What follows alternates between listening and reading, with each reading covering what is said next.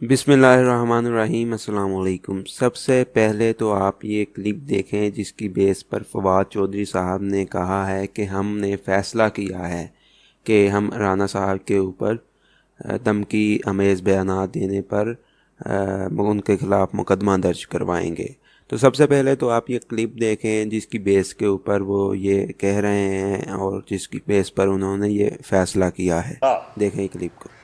आपने इधर ही रहना है, आपके बच्चों ने भी इधर ही रहना है।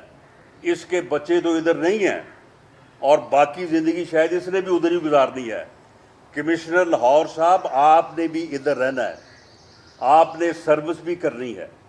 इसलिए आपको ये चाहिए था कि आप इस गैर कानूनी अमल के आगे दीवार बनते और इसे बजा लाने से इनकार करते।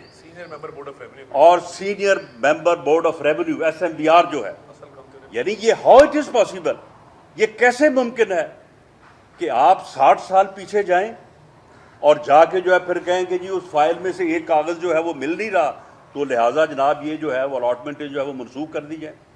ये ड्यू प्रोसेस ऑफ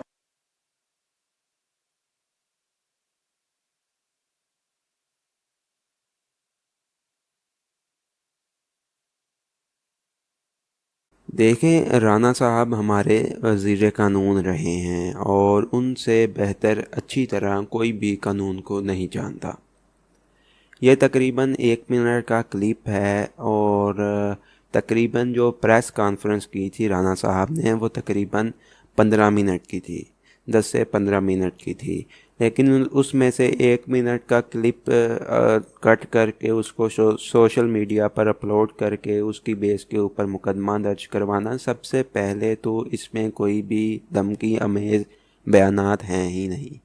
अगर चलो मान भी लेते हैं कि ये कह रहे हैं कि धमकी अमेज़ बयानात हैं, कि वो कह रहे हैं कि आपके बच्चे भी यहाँ रहेंगे और आप भी यहाँ रहेंगे, उसका भी हम आपको बताते हैं कि वो उन्होंने किस के लिए कहा था और उन्होंने क्यों कहा था वो, तो उसका भी हम आपको बताते हैं कि वो उसका मतलब क्या था उनका। तो अगर इसी तरह के बयानात के ऊपर मुकदमे दर्ज करवाने हैं तो इमरान खान के ऊपर 1000 मुकदमे दर्ज होंगे और वो भी कम होंगे, क्योंकि इस तरह के मुकदमे बहुत ज़्यादा बन सकते हैं PTI के ऊपर, और हमने नहीं बनाए इस तरह के मुकदमे। आप देख लें, आपके सामने बयानात देख लें इमरान खान के 2014 के धरने वाले शेख रशीद जो अब वज़ीर दाखिला हैं, और उनके बयानात देख लें, उनका एक क्लिप देख लें, हम आपको सुनाते हैं उनका क्लिप देख लें। करता हूं, तैयार हो जाओ, हम अपनी नबी की शान पे आन पे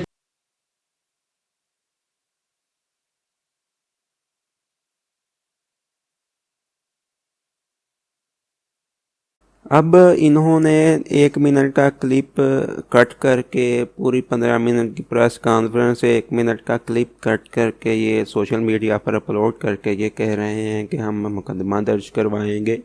तो कुछ फजूल लोग ट्विटर के ऊपर भी ट्रेंड चला दिया है उन्होंने कि अरेस्ट राना सनाउल्लाह।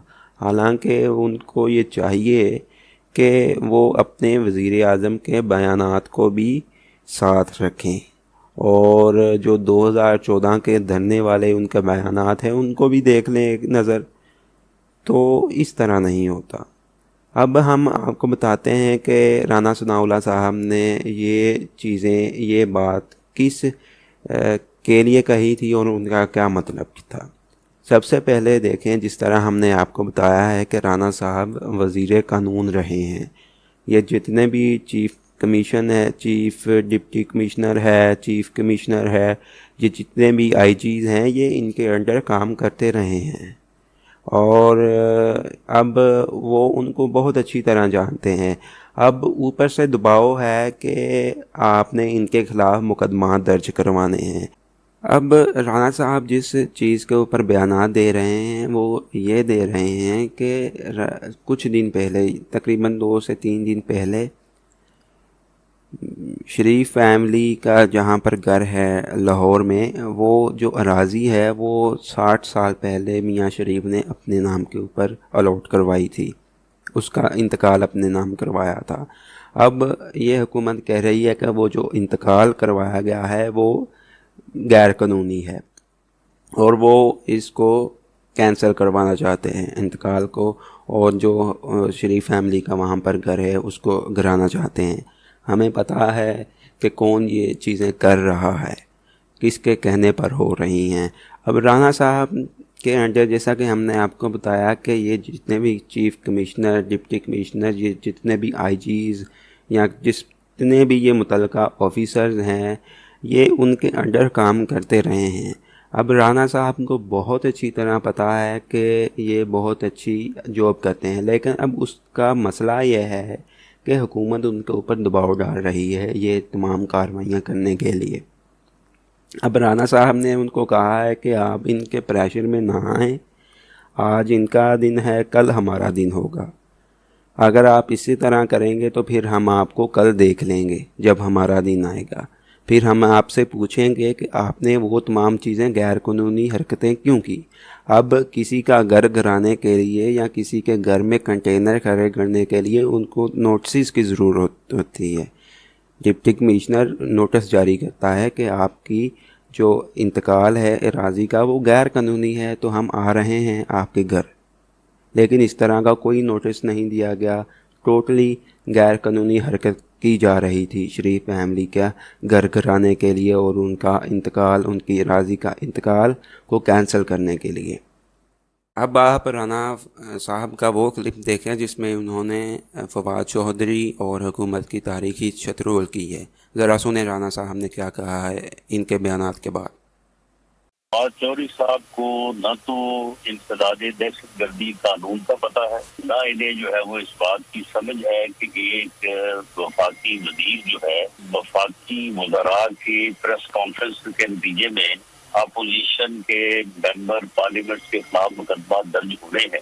तो फिर आप ये समझें कि ये हुकूमत जो है ये अपने अंजाम के करीब पर नहीं, तो ये कोई इन्होंने पहला मुकदमा दर्ज करना है। इससे पहले इन्होंने बेबुनियाद झूठे मुकदमा दर्ज किए हैं, तो हमने जो है वो उनको फेस किया है। मेरे जिस बयान को फवाद चौधरी साहब दहशत गर्दी के मुकदमे की बुनियाद बना रहे हैं, मैं इस तरह का 100 बयान जो है वो इमरान खान साहब से मंसूब उसकी जो है ना वो वीडियो क्लिप जो है ना वो जारी कर सकता हूँ या वो उनको पेश कर सकता हूँ। मुझे बताएं कि ये कौन सी जो दहशत गर्दी की दफा है उसके जुमरे में ये बात आती है। तो दोस्तों, अगर ये मुकदमा दर्ज करवाते भी हैं तो इस केस का वही हाल होगा जो हीरोइन और चर्च वाले केस का हुआ था। उसमें उन्होंने कहा था हमारे पास सबूत हैं, हम अल्लाह को जान दे देंगे, लेकिन ये जितने भी सबूत हैं ये हम अदालत में पेश करवाएंगे। लेकिन उसके बाद ना तो इन्होंने अल्लाह को जान दी है और ना ही इन्होंने अदालत में सबूत पेश किए हैं, जिसके बिना पर फिर राणा सनाउल्लाह साहब एक काफ़ी अरसे के बाद जेल से रहा हुए हैं। तो दोस्तों, इसी के साथ हमें दीजिए इजाज़त। इंशाल्लाह हम अगले सेशन में, अगली वीडियो में आपकी खिदमत में फिर हाज़िर होंगे। Thank you so much. अल्लाह हाफिज़।